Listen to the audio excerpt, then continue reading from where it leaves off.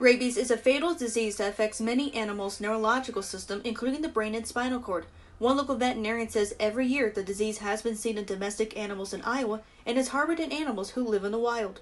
If an affected animal does bite another animal or a human, it can transmit through the saliva into that bitten animal or human and affect ultimately the brain and nervous system.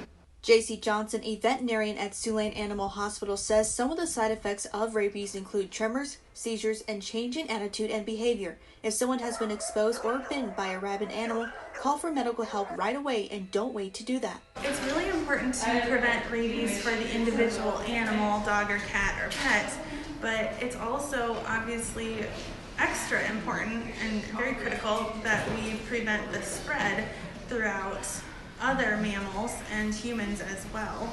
For folks who want to adopt an animal and bring them home, it's critical for their pets to get a rabies vaccine because it's a state requirement. We highlight at the time, on the adoption agreement, we have written down there the vaccinations that the cattle dog has had, the rabies information, the tag number, the expiration date. We remind them, okay, your dog is due for a rabies shot next January kind of thing, or you're good until next October, however long that may be.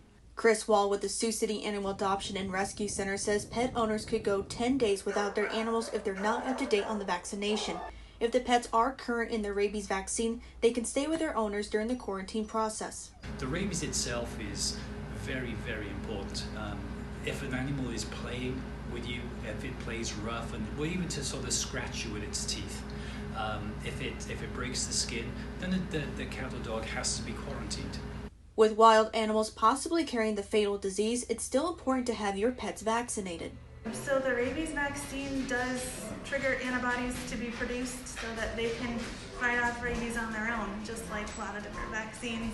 It's very effective, and it is by law required after 6 months of age. In Sioux City, Riley Mahon, KCAU-9 Digital.